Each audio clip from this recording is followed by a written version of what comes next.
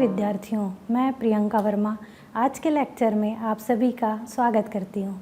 पिछले लेक्चर में हमने निम्नलिखित बिंदुओं पर बात की थी: वायु प्रदूषण नियंत्रण की तकनीकें, वायु प्रदूषण नियंत्रण के लाभ, वायु प्रदूषण नियंत्रण के उपाय, वायु प्रदूषण उपकरणों के कार्यों एवं निर्माण विवरण, जैसे gas house filters, electrostatic precipitator, electro separator, scrubber और गुरुत्वाकर्षण सेटलर एक्सेट्रा।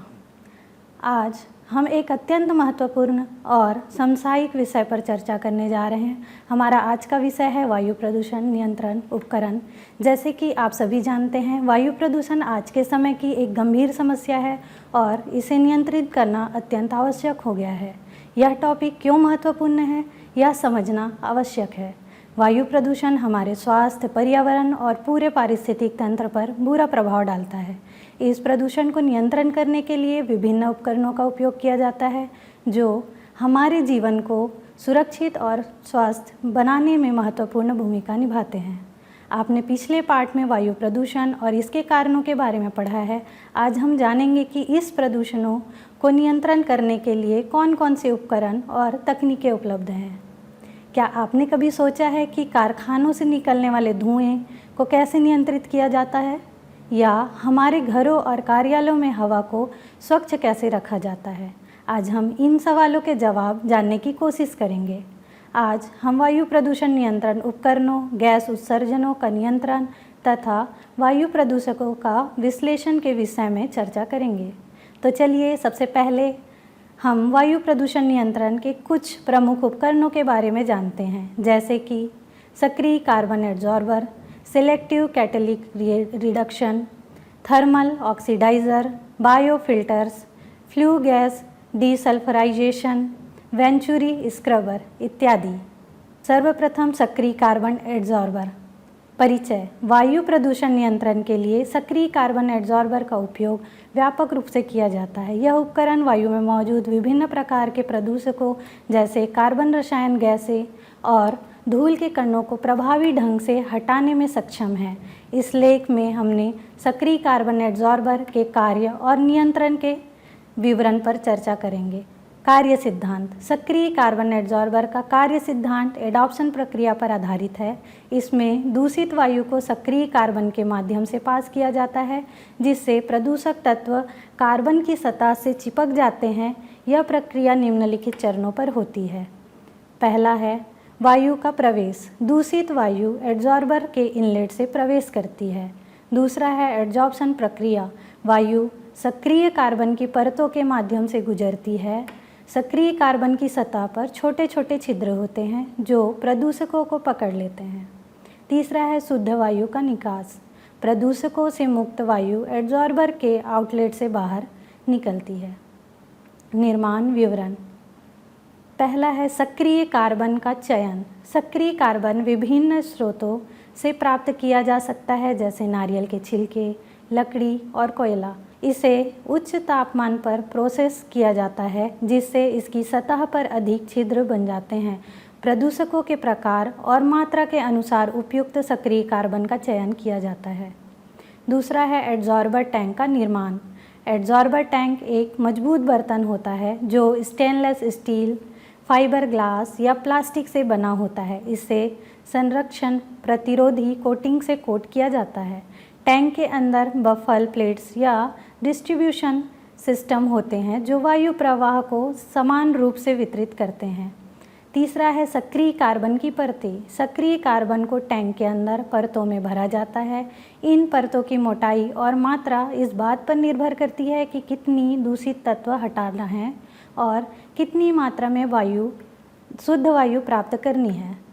परतों को इस तरह से व्यवस्थित किया जाता है कि वायु का अधिकतम संपर्क सक्रिय कार्बन से हो सके। चौथा है इनलेट और आउटलेट। एड्जॉर्बर टैंक के ऊपरी हिस्से में इनलेट पाइप होता है, जहां से दूषित वायु प्रवेश करती है। टैंक के निचले हिस्से में आउटलेट पाइप होता है, जहां से दूषित वायु बाहर निकलती है। इनलेट और आउटलेट पाइप में वाल्व लगे होते हैं जो प्रवाह की दर को नियंत्रित करते हैं। पांचवा है प्रवाह नियंत्रण और निगरानी। प्रवाह की दर को नियंत्रित करने के लिए वाल्व और गेज का उपयोग किया जाता है, यह सुनिश्चित करने के लिए कि दूषित वायु सक्रिय कार्बन के संपर्क में पर्याप्त समय तक रहे। प्रवाह की दर को नियंत्रित करना आवश्यक होता है। एड्सॉर्बर की नियमित निगरानी की जाती है ताकि सक्रिय कार्बन संतृप्त ना हो जाए और इसे समय समय पर बदलने की भी आवश्यकता होती है। छठवां है रखरखाव। एड्सॉर्बर टैंक की नियमित जांच और रखरखाव आवश्यक होता है। सक्रिय कार्बन के संतृप्त होने पर इसे बदलना पड़ता है। टैंक में निरीक्षण और सर्विसिंग के लिए उपयुक्त प्रावधान होते हैं। सक्रिय कार्बन एड्सॉर्बर के फ़ायदे और नुकसान। सबसे पहले हम फ़ायदे के बारे में बात करते हैं। पहला है उच्च एड्सॉर्प्शन क्षमता। सक्रिय कार्बन की सतह पर छोटे छोटे छिद्र होते हैं जो वायु में मौजूद विभिन्न प्रकार के प्रदूषकों को प्रभावी रूप से पकड़ सकते हैं। यह इसे अत्यधिक प्रभावी बनाता है। दूसरा है विविध उपयोग। सक्रिय कार्बन एड्सॉर्बर का उपयोग विविध उद्योगों में किया जा सकता है, जैसे कि रासायनिक उद्योग, खाद्य और पेय उद्योग और वायु शोधन प्रणालियाँ। यह विभिन्न प्रकार के प्रदूषकों को हटाने में सक्षम है, जैसे कि कार्बन रसायन गैस और दुर्गंध। तीसरा है स्वास्थ्य और पर्यावरण में सुधार। यह उपकरण वायु गुणवत्ता में सुधार करता है, जैसे कि स्वास्थ्य संबंधी समस्याएं कम होती है। यह पर्यावरण को सुरक्षित रखने में मदद करता है और प्रदूषण के स्तर को नियंत्रित करता है। चौथा है आसान संचालन और रखरखाव। सक्रिय कार्बन एड्सॉर्बर को संचालित और रखरखाव करना आसान होता है। इसे नियमित रूप से बदलने की आवश्यकता नहीं होती है और इसका उपयोग करने के लिए विशेष प्रशिक्षण की भी आवश्यकता नहीं होती है। पांचवा है रासायनिक प्रतिक्रिया।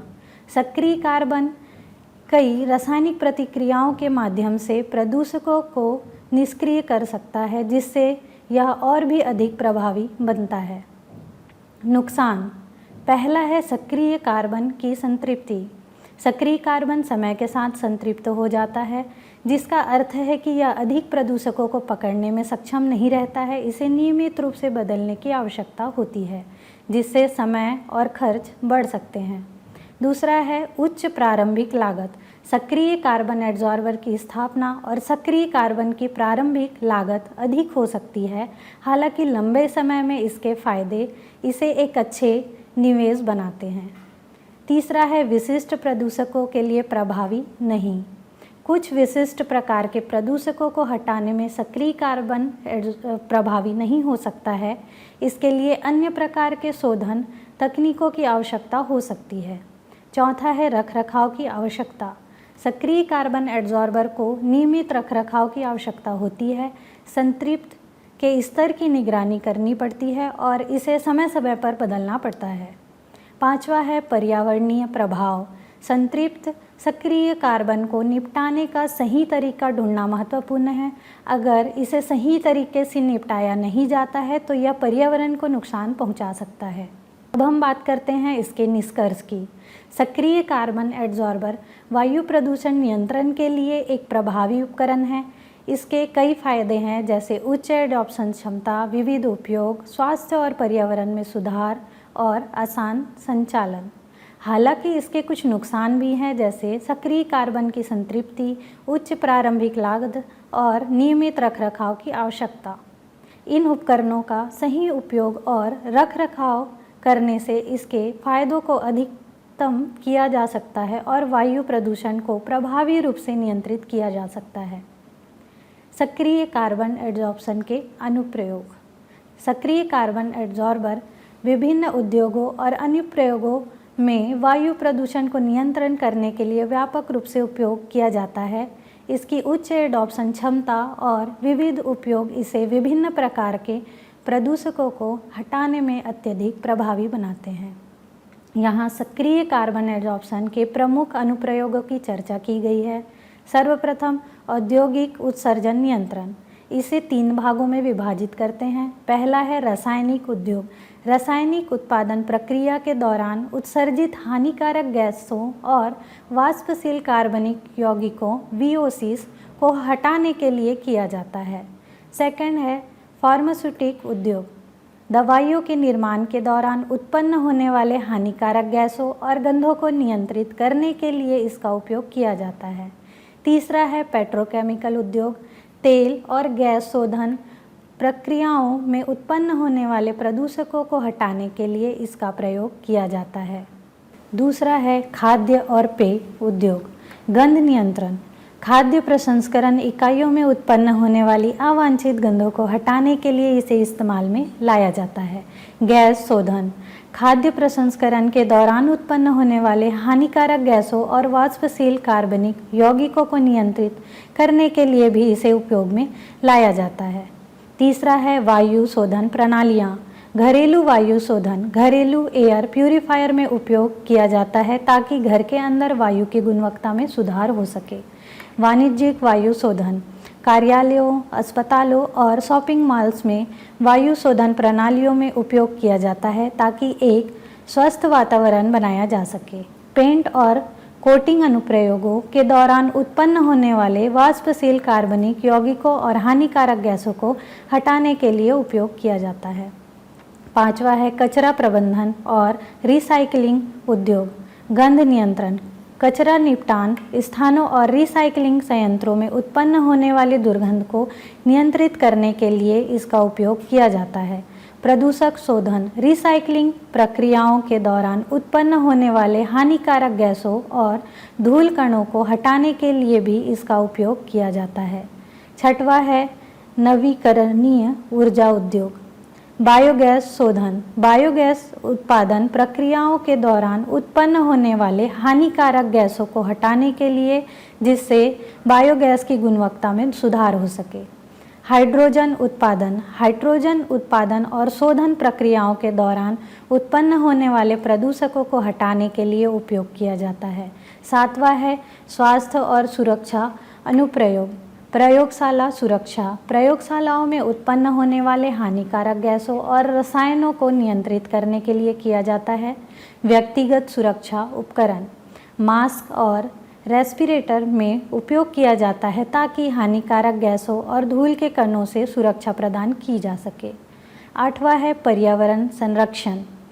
जल शोधन प्रणालियों में उपयोग किया जाता है ताकि पानी में मौजूद कार्बनिक और अकार्बनिक प्रदूषकों को हटाया जा सके। मिट्टी शोधन प्रदूषित मिट्टी से हानिकारक यौगिक को हटाने के लिए उपयोग किया जाता है। अब हम दूसरे वायु प्रदूषक नियंत्रण उपकरण के बारे में जानते हैं। Selective catalytic reduction. परिचय। सेलेक्टिव कैटालिटिक रिडक्शन एक उन्नत और प्रभावी वायु प्रदूषण नियंत्रण तकनीकी है जो नाइट्रोजन ऑक्साइड को हानि रहित नाइट्रोजन और जल वाष्प में परिवर्तित करती है।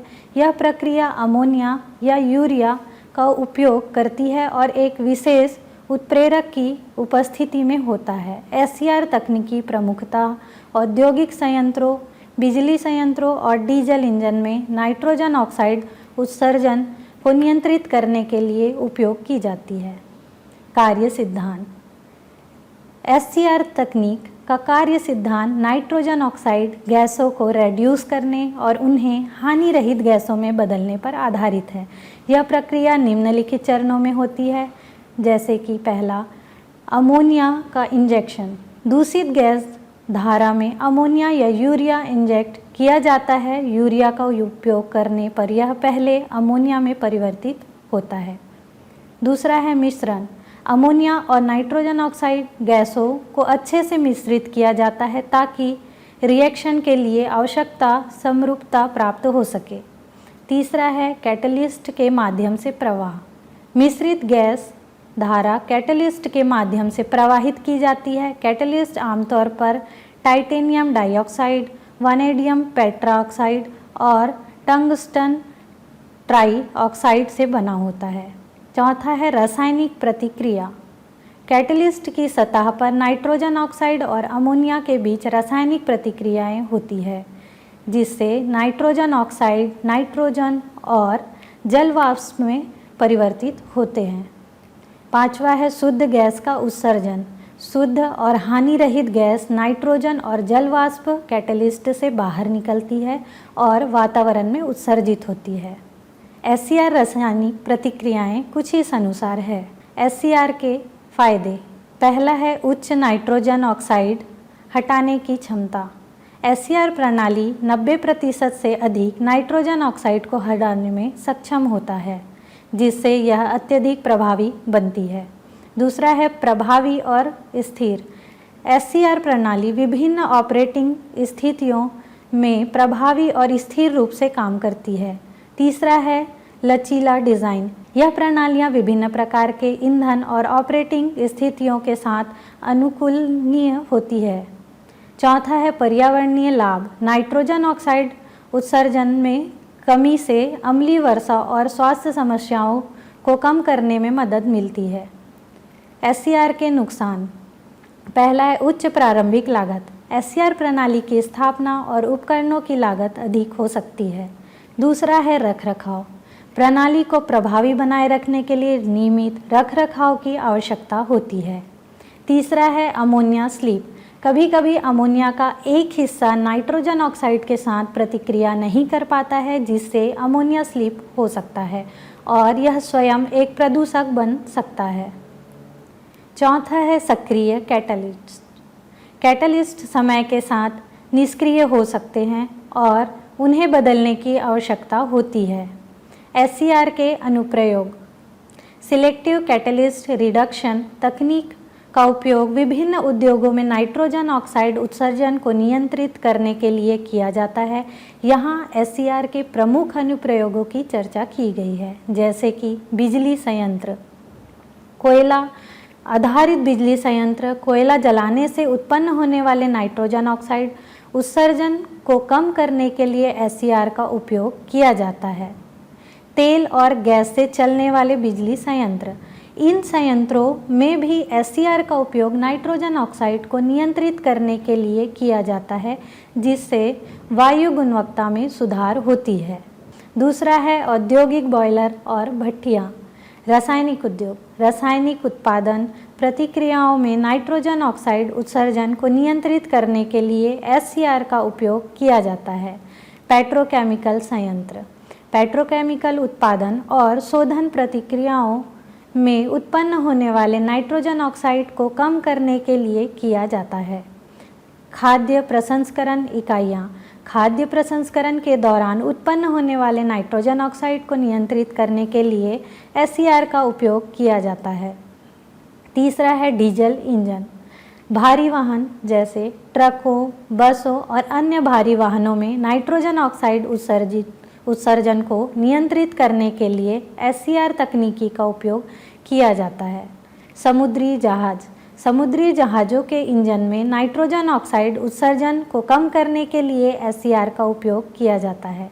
रेलवे इंजन, रेलवे इंजनों को भी SCR तकनीक का उपयोग नाइट्रोजन ऑक्साइड को नियंत्रित करने के लिए किया जाता है।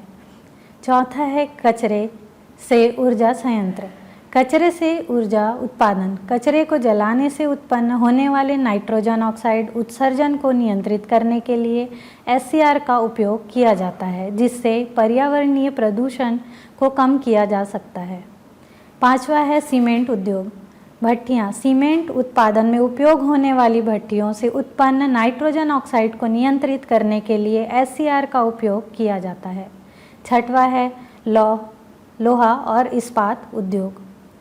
उच्च तापमान भट्टियाँ, लौह और इस्पात उत्पादन में उच्च तापमान भट्टियों से उत्पन्न होने वाले नाइट्रोजन ऑक्साइड को कम करने के लिए SCR तकनीकी का उपयोग किया जाता है। सातवां है कागज और पल्प उद्योग। बॉयलर, कागज और पल्प उद्योग में उपयोग होने वाले बॉयलरों से उत्पन्न होने वाले नाइट्रोजन ऑक्साइड को नियंत्रित करने के लिए SCR का उपयोग किया जाता है। आठवां है रिफाइनरी और पेट्रोकेमिकल संयंत्र। उत्पादन प्रतिक्रियाएं, तेल रिफाइनरी और पेट्रोकेमिकल उत्पाद प्रतिक्रियाओं में उत्पन्न होने वाले नाइट्रोजन ऑक्साइड को नियंत्रित करने के लिए SCR तकनीकी का उपयोग किया जाता है। अगला है कांच उत्पादन उद्योग। भट्टियाँ, कांच उत्पादन में उपयोग होने वाली भट्टियों से उत्पन्न नाइट्रोजन ऑक्साइड को नियंत्रित करने के लिए SCR तकनीकी का उपयोग किया जाता है। तीसरा वायु प्रदूषण नियंत्रण उपकरण है थर्मल ऑक्सीडाइज़र। परिचय। थर्मल ऑक्सीडाइज़र एक प्रभावी वायु प्रदूषण नियंत्रण उपकरण है जो हानिकारक वाष्पशील कार्बनिक यौगिक VOCs और अन्य प्रदूषकों को उच्च तापमान पर जलाकर हानि रहित गैसों में परिवर्तित करता है। यह प्रक्रिया प्रदूषकों को कार्बन डाइऑक्साइड और पानी में ऑक्सीडाइज करने के लिए डिज़ाइन की गई है। थर्मल ऑक्सीडाइज़र का उपयोग विभिन्न औद्योगिक प्रक्रियाओं में किया जाता है जहां हानिकारक गैस और वाष्पों का उत्सर्जन होता है। कार्य सिद्धांत। थर्मल ऑक्सीडाइज़र का कार्य सिद्धांत उच्च तापमान पर वायु और प्रदूषकों के मिश्रण को जलाने पर आधारित है। इस प्रक्रिया में प्रदूषकों को कार्बन डाइऑक्साइड और जल वाष्प में ऑक्सीडाइज किया जाता है। यह प्रक्रिया निम्नलिखित चरणों में होती है। पहला है प्रदूषकों का प्रवेश। दूषित वायु थर्मल ऑक्सीडाइज़र में प्रवेश करती है जिससे वाष्पशील कार्बनिक यौगिक और अन्य प्रदूषक होते हैं। दूसरा है उच्च तापमान पर जलना। दूषित वायु को उच्च तापमान यानी कि 700 डिग्री सेंटीग्रेड से 1200 डिग्री सेंटीग्रेड पर जलाया जाता है। इस प्रक्रिया में उत्पन्न ऊष्मा प्रदूषकों को ऑक्सीडाइज करने के लिए आवश्यक होती है। तीसरा है रिडक्शन चैम्बर। प्रदूषक रिडक्शन चैम्बर में जलते हैं जहां वे कार्बन डाइऑक्साइड और जल वाष्प में परिवर्तित हो जाते हैं।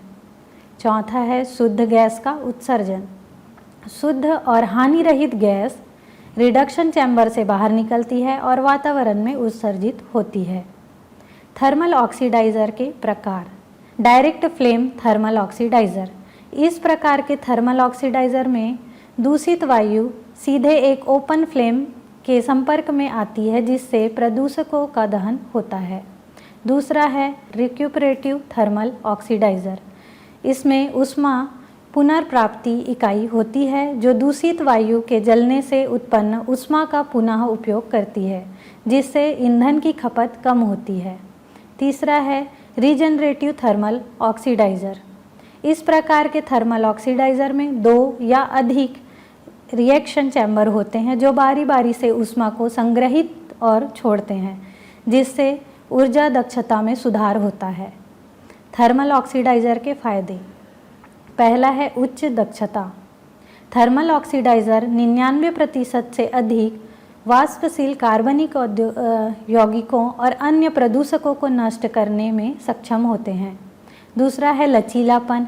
यह उपकरण विभिन्न प्रकार के प्रदूषकों और औद्योगिक प्रक्रियाओं के लिए अनुकूल है। तीसरा है ऊर्जा दक्षता।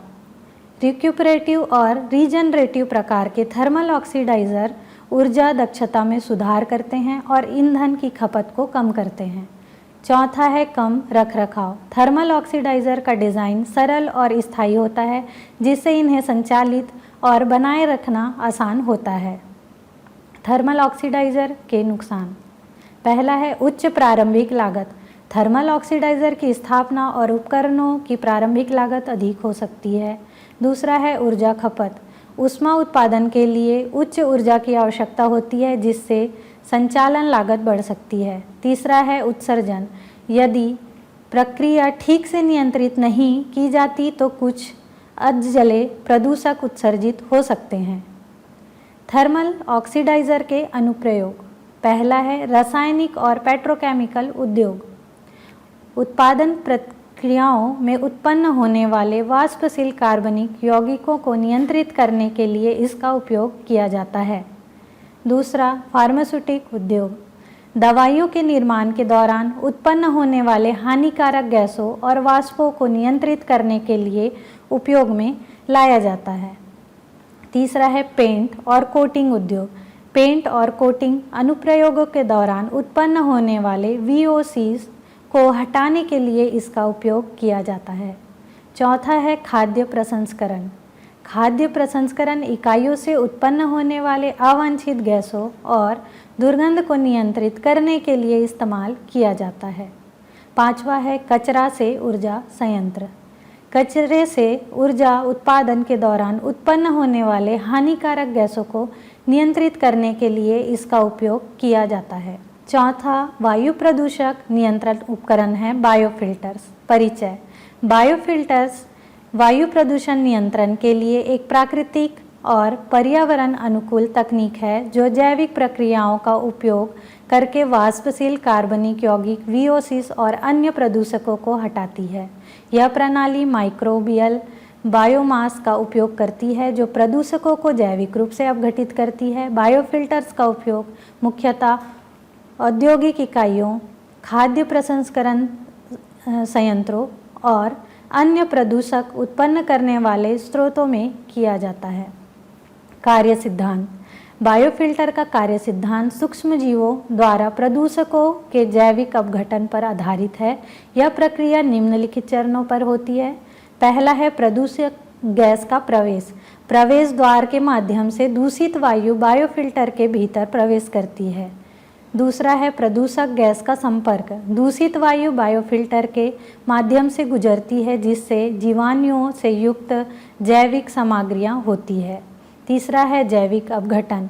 सूक्ष्म जीव प्रदूषकों को जैविक रूप से अपघटित करती है जिससे उन्हें कार्बन डाइऑक्साइड, जल और अन्य हानि रहित यौगिकों में परिवर्तित कर देती है। चौथा है शुद्ध गैस का उत्सर्जन। शुद्ध गैस और हानि रहित गैस बायोफिल्टर के बाहर निकलती है और वातावरण में उत्सर्जित हो जाती है। बायोफिल्टर्स के प्रकार। Classic biofilter. इस पारंपरिक बायोफिल्टर में जैविक सामग्री जैसे कंपोस्ट, पीट मास और लकड़ी के चिप्स का उपयोग किया जाता है। बायोट्रिकल फिल्टर। इस प्रकार के बायोफिल्टर में एक तरल घोल होता है जो निरंतर बायोफिल्टर माध्यम पर ट्रिकल करता है जिससे सूक्ष्म जीवों की वृद्धि और प्रदूषकों का अपघटन होता है। Membranes biofilters. इसमें विशेष रूप से डिज़ाइन की गई झिल्लियाँ होती है जिसमें सूक्ष्म जीव प्रदूषकों को अपघटित करते हैं। बायोफिल्टर्स के फायदे। पहला है पर्यावरण अनुकूल। बायोफिल्टर में कोई हानिकारक रसायनों का उपयोग नहीं होता है और यह प्राकृतिक जैविक प्रक्रियाओं का उपयोग करता है। दूसरा है कम परिचालन लागत। इसकी संचालन लागत अपेक्षाकृत कम होती है और इसे बनाए रखना आसान होता है। तीसरा है उच्च अपघटन क्षमता। बायोफिल्टर विभिन्न प्रकार के प्रदूषकों को प्रभावी रूप से अपघटित कर सकते हैं। चौथा है ऊर्जा दक्षता। बायोफिल्टर को संचालित करने के लिए न्यूनतम ऊर्जा की आवश्यकता होती है। बायोफिल्टर के नुकसान। पहला है स्थान की आवश्यकता। बायोफिल्टर के लिए अपेक्षाकृत बड़े स्थान की आवश्यकता होती है। दूसरा है नमी और तापमान नियंत्रण। बायोफिल्टर की प्रभावशीलता को बनाए रखने के लिए नमी और तापमान को नियंत्रित करना महत्वपूर्ण होता है। तीसरा है धीमा संचालन। बायोफिल्टर प्रदूषकों को धीरे धीरे अपघटित करते हैं जिससे उच्च प्रवाह दरों के लिए यह अनुपयुक्त हो सकते हैं। बायोफिल्टर के अनुप्रयोग। पहला है रासायनिक और पेट्रोकेमिकल उद्योग। रासायनिक और पेट्रोकेमिकल उद्योग में रासायनिक उत्पादन प्रक्रियाओं में उत्पन्न होने वाले VOCs को नियंत्रित करने के लिए किया जाता है। दूसरा है खाद्य और पेय उद्योग। खाद्य प्रसंस्करण और पेय उद्योग में उत्पन्न होने वाले गंध और VOCs को नियंत्रित करने के लिए बायोफिल्टर्स का उपयोग किया जाता है। कचरा प्रबंधन। कचरा निपटान स्थानों और रिसाइकलिंग संयंत्रों में उत्पन्न होने वाले दुर्गंध और दूषकों को नियंत्रित करने के लिए इसका उपयोग किया जाता है। फार्मास्यूटिक उद्योग। दवाइयों के निर्माण के दौरान उत्पन्न होने वाले हानिकारक गैसों और वाष्पों को नियंत्रित करने के लिए बायोफिल्टर का उपयोग किया जाता है। पांचवा है कंपोस्टिंग इकाइयाँ। कंपोस्टिंग के दौरान उत्पन्न होने वाले गंध और VOCs को नियंत्रित करने के लिए इसका उपयोग किया जाता है। छठवा है पेंट और कोटिंग उद्योग। पेंट और कोटिंग अनुप्रयोगों के दौरान उत्पन्न होने वाले VOCs को हटाने के लिए बायोफिल्टर का उपयोग करते हैं। पांचवा वायु प्रदूषक उपकरण है flue gas desulphurisation. Flue gas desulphurisation एक महत्वपूर्ण वायु प्रदूषक नियंत्रण तकनीक है जिसका उद्देश्य कोयला और अन्य जीवाश्म ईंधनों के जलने से उत्पन्न होने वाले फ्लू गैस से सल्फर डाइऑक्साइड को हटाना है। सल्फर डाइऑक्साइड एक प्रमुख प्रदूषक है जो अम्लीय वर्षा और स्वास्थ्य समस्याओं का कारण बनता है। FGD प्रणाली का उपयोग मुख्यतः बिजली संयंत्रण, रिफाइनरियों और अन्य औद्योगिक संयंत्रों में किया जाता है। कार्य सिद्धांत। एफजीडी प्रणाली का कार्य सिद्धांत रासायनिक प्रतिक्रियाओं पर आधारित है, जहां फ्लू गैस में मौजूद सल्फर डाइऑक्साइड को अवशोषित करके उसे एक ठोस या तरल रूप में परिवर्तित किया जाता है। यह प्रक्रिया निम्नलिखित चरणों पर होती है। पहला है फ्लू गैस का प्रवेश। फ्लू गैस प्रवेश द्वार के माध्यम से एफजीडी प्रणाली में प्रवेश करती है, जिसमें सल्फर डाइऑक्साइड और अन्य प्रदूषक होते हैं। दूसरा है अवशोषण। फ्लू गैस को एक स्क्रबर से गुजारा जाता है, जिसमें एक अवशोषक जैसे चूना पत्थर या चूने का घोल होता है। यह अवशोषक सल्फर डाइऑक्साइड के साथ प्रतिक्रिया करके उसे सल्फेट या सल्फाइड में परिवर्तित करता है। तीसरा है रासायनिक प्रतिक्रिया। सल्फर डाइऑक्साइड और अवशोषक के बीच रासायनिक प्रतिक्रिया होती है, जिससे कैल्शियम सल्फाइड या कैल्शियम सल्फेट उत्पन्न होते हैं। चौथा है उत्पादन का संग्रहण। उत्पन्न उत्पादन कैल्शियम सल्फाइड और कैल्शियम सल्फेट को संग्रहित किया जाता है और साफ की गई फ्लू गैस को वातावरण में उत्सर्जित की जाती है। एफजीडी के प्रकार। पहला है वेट स्क्रबर। इसमें फ्लू गैस को तरल अवशोषक जैसे चूना पत्थर घोल के संपर्क में लाया जाता है। यह सबसे सामान्य और प्रभावी एफजीडी प्रणाली है। दूसरा है ड्राई स्क्रबर।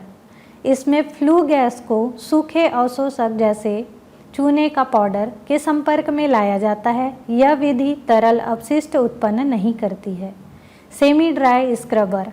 इसमें फ्लू गैस को एक स्प्रे ड्रायर में छिड़के गए तरल अवशोषक के संपर्क में लाया जाता है, जिससे वह सूख जाता है और ठोस अवशेष उत्पन्न करता है।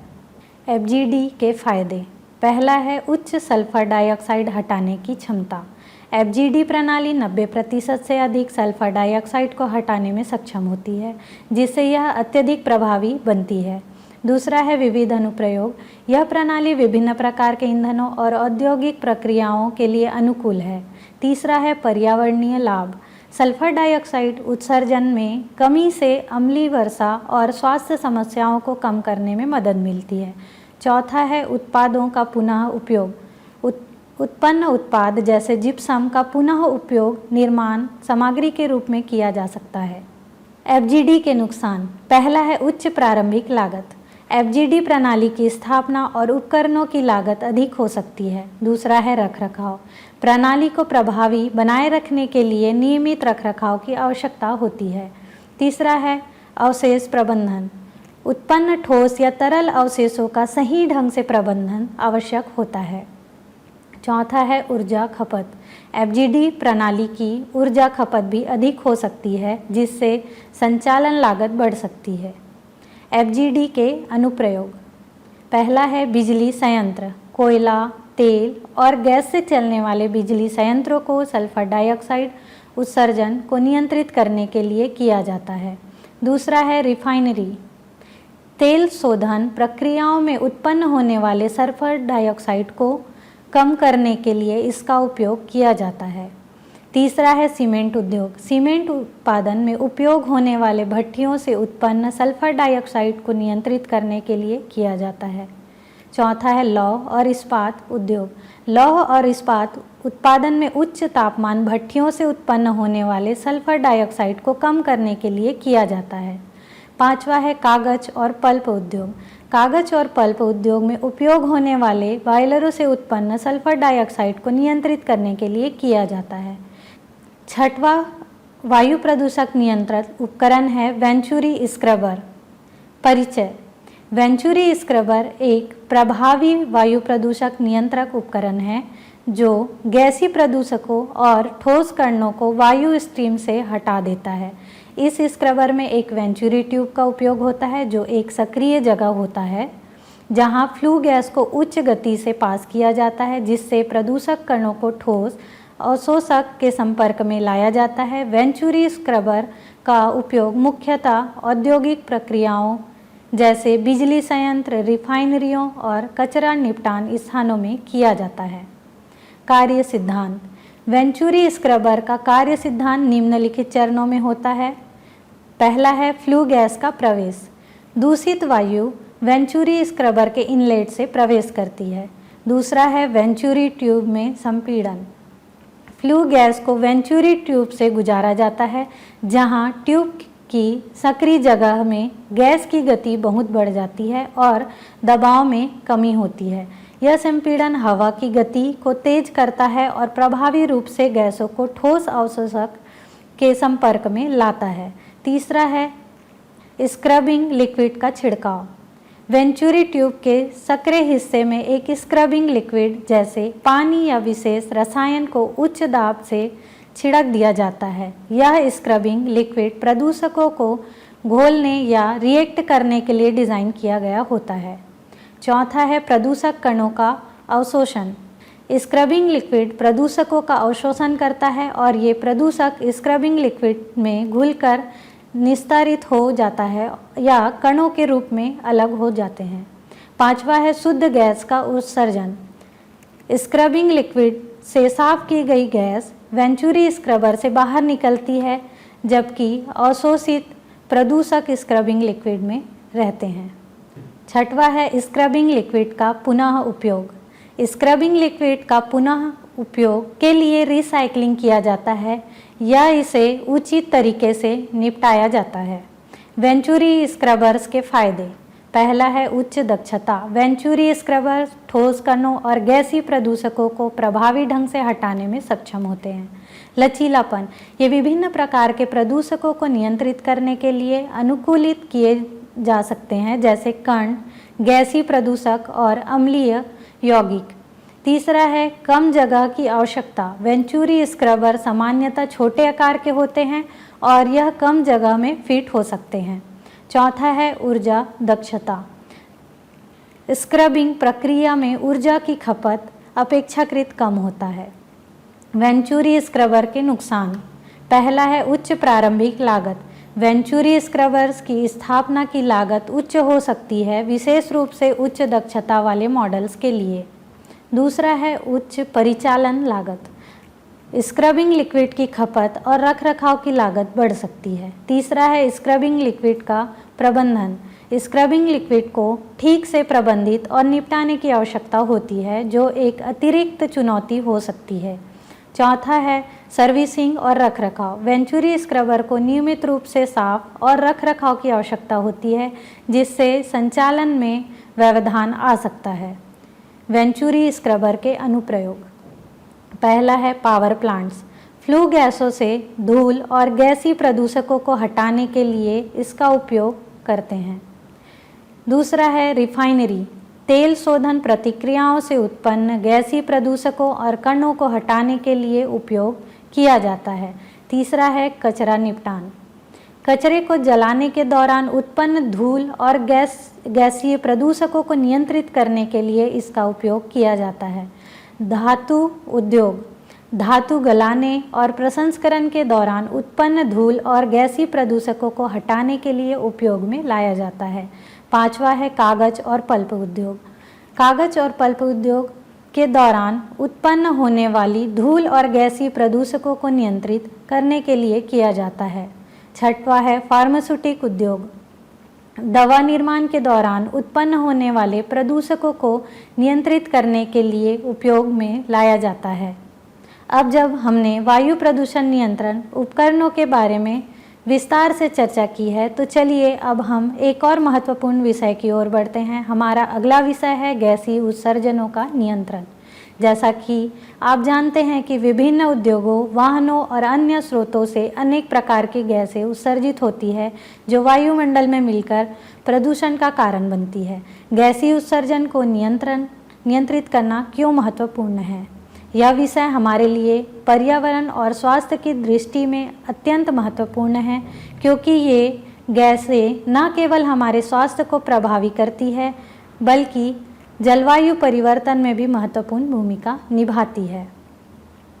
गैसीय उत्सर्जनों का नियंत्रण। पहला है स्रोत पहचानना। गैसीय उत्सर्जनों के स्रोतों की पहचान और वर्गीकरण करना आवश्यक है, जैसे कि औद्योगिक सुविधाएं, पावर प्लांट्स और निर्माण इकाइयां इत्यादि। दूसरा है उत्सर्जन नियंत्रण तकनीक। विभिन्न प्रकार की तकनीकी का उपयोग किया जाता है, जैसे कि स्क्रबर्स, स्क्रबर्स के माध्यम से गैस स्टीम से अवांछित प्रदूषक को धोने के लिए तरल का उपयोग करते हैं। फिल्टर का उपयोग कणीय पदार्थ और कुछ गैसीय प्रदूषकों को पकड़ने के लिए किया जाता है। इलेक्ट्रोस्टैटिक प्रेसिपिटेटर्स से विद्युत चार्ज का उपयोग करके उत्सर्जनों से कणों को निकालते हैं। कैटालिटिक कन्वर्टर्स, इसके माध्यम से हानिकारक गैस जैसे नाइट्रोजन ऑक्साइड, कार्बन ऑक्साइड को कम हानिकारक पदार्थ जैसे nitrogen oxide and carbon dioxide में परिवर्तित करते हैं। अवशोषण और सोखना, सामग्री का उपयोग करके उत्सर्जनों से गैसों को अवशोषित या सोखते हैं। नियमित अनुपालन, उत्सर्जन सीमाओं और रिपोर्टिंग आवश्यकताओं के लिए स्थानीय, राष्ट्रीय और अंतर्राष्ट्रीय नियमों का पालन करें। निरंतर निगरानी प्रणालियों को लागू करें ताकि अनुपालन सुनिश्चित हो सके। उदाहरण के लिए गैसीय उत्सर्जनों का नियंत्रण हम स्टैक सैंपलिंग के द्वारा जानते हैं। सर्वप्रथम तैयारी, स्टैक पर सैंपलिंग स्थान की पहचान करें और सैंपलिंग पोर्ट्स स्थापित करें। सुनिश्चित करें कि सैंपलिंग उपकरण कैलिब्रेटेड और सही तरीके से काम कर रहा हो। दूसरा है सैंपलिंग विधियाँ। आइसोकाइनेटिक सैंपलिंग सुनिश्चित करता है कि सैंपलिंग नोजल में प्रवेश करने वाली गैस की वेग स्टैक में गैस की वेग को बराबर हो, जिससे एक प्रतिनिधि सैंपल मिलता है। नॉन आइसोक्रोमेटिक सैंपलिंग इस उन गैसों के लिए उपयोग किया जाता है जो स्टैक में समान रूप से वितरित होता है। तीसरा है उपकरण, प्रॉब और नोजल स्टैक में गैस सैंपल निकालने के लिए उपयोग किया जाता है। सैंपल संग्रह कंटेनर सैंपल को बाद में विश्लेषण के लिए एकत्र करते हैं। सैंपलिंग प्रक्रिया, निर्दिष्ट बिंदुओं पर स्टैक में सैंपलिंग प्रॉब डालते हैं। प्रॉब के माध्यम से गैस सैंपल खींचे और संग्रह कंटेनरों में डालें। सुनिश्चित करें कि सैंपलिंग अवधि और प्रवाह दर मानक विधियों के अनुरूप हो। हमने गैसीय उत्सर्जनों के नियंत्रण के विभिन्न तरीकों पर चर्चा की। अब हमारा अगला विषय है वायु प्रदूषकों का विश्लेषण। वायु प्रदूषण को समझने और नियंत्रित करने के लिए यह जानना आवश्यक है कि हवा में कौन कौन से प्रदूषक मौजूद हैं और उनकी मात्रा क्या है। वायु प्रदूषकों का विश्लेषण। वायु प्रदूषकों का विश्लेषण क्यों महत्वपूर्ण है? यह विषय न केवल पर्यावरण विज्ञान के क्षेत्र में महत्वपूर्ण है, बल्कि हमारे स्वास्थ्य, जलवायु परिवर्तन और विभिन्न उद्योगों के लिए भी अत्यंत महत्वपूर्ण है। विश्लेषण से हमें यह पता चलता है कि कौन कौन से प्रदूषक सबसे अधिक हानिकारक हैं और उन्हें कैसे नियंत्रित किया जा सकता है। पहला है सैंपल तैयारी। एकत्रित सैंपल को विश्लेषण के लिए तैयार करें, जिसमें पतला करना, संकेंद्रण या रासायनिक उपचार शामिल हो सकता है। दूसरा है विश्लेषणात्मक तकनीक, गैस क्रोमेटोग्राफी। इस तकनीकी के माध्यम से गैस सैंपल में यौगिक को अलग और विश्लेषण करता है। Mass spectrometry. इस तकनीकी के उपयोग से सैंपल की रासायनिक संरचना की पहचान और मात्रा निर्धारित की जाती है। Fourier transform infrared spectroscopy. उनके इंफ्रारेड अवशोषण विशेषताओं के आधार पर विशिष्ट और गैस प्रदूषकों का पता लगता है। नॉन डिस्पर्सिव इंफ्रारेड गैसों की सांद्रता को उसके इंफ्रारेड अवशोषण द्वारा मापता है। तीसरा है डेटा व्याख्या। विश्लेषणात्मक परिणामों की तुलना नियामक सीमाओं और मानकों से करें। उत्सर्जन प्रोफाइल को समझने और सुधार की आवश्यकता वाले क्षेत्रों की पहचान करने के लिए डेटा की व्याख्या करें। फोर्थ है रिपोर्टिंग और रिकॉर्ड कीपिंग। सैंपलिंग और विश्लेषण प्रक्रियाओं, परिणामों और मानक विधियों से किसी भी विचलन को दस्तावेज करें। निष्कर्षों की रिपोर्टिंग नियामक अधिकारों और हितधारकों को करें। सर्वोत्तम प्रथाएं। पहला है नियमित रखरखाव। सुनिश्चित करें कि सभी सैम्पलिंग और विश्लेषणात्मक उपकरण नियमित रूप से बनाएं और कैलिब्रेटेड किए जाते हैं। दूसरा है गुणवत्ता आश्वासन। सैम्पलिंग और विश्लेषण की सटीकता को मान्य करने के लिए गुणवत्ता नियंत्रण प्रक्रियाओं को लागू करें। तीसरा है प्रशिक्षण।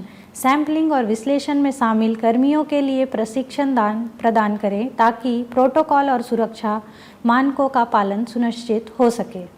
इन चरणों का पालन करके उद्योग प्रभावी रूप से गैसीय उत्सर्जनों को नियंत्रित कर सकते हैं और पर्यावरणीय प्रभाव को कम करने और नियामकों का पालन करने के लिए वायु प्रदूषकों का सटीक विश्लेषण कर सकते हैं। आज के लेक्चर में हमने महत्वपूर्ण विषयों पर चर्चा की, जैसे कि हमने वायु प्रदूषण नियंत्रण उपकरणों के बारे में जाना, गैसीय उत्सर्जनों को नियंत्रित करने के तरीकों पर चर्चा की और अंत में वायु प्रदूषकों के विश्लेषण की तकनीकों को समझा। अगले लेक्चर में हम और अधिक गहराई से इन तकनीकों के व्यावहारिक अनुप्रयोगों पर चर्चा करेंगे और देखेंगे कि कैसे इन तकनीकों का वास्तविक जीवन में उपयोग किया जाता है। आप सभी का आज के लेक्चर में शामिल होने के लिए धन्यवाद। मैं आशा करती हूँ कि आप सभी ने आज के विषयों से कुछ नया सीखा होगा और इन जानकारियों का उपयोग अपने अध्ययन और पर्यावरण की सुरक्षा में करेंगे। धन्यवाद।